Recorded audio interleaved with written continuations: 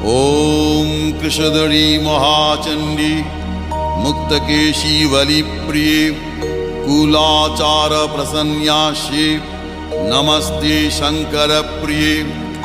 घोरदंष्ट्रे कोटराक्षी कीटी शब्दप्रसादिनी घोरघोररवस्फारे नमस्ते चित्तवासिनी बन्धुका पुष्पशङ्काशे त्रिपुरे भयनाशिनी भाग्योदय समुत्पन्ने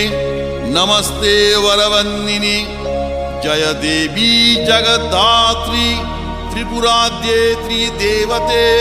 भक्तेभ्य वरदे देवी महिषग्नि नमोस्तुते घोर विघ्न विनाशाय कुलाचार समृद्धये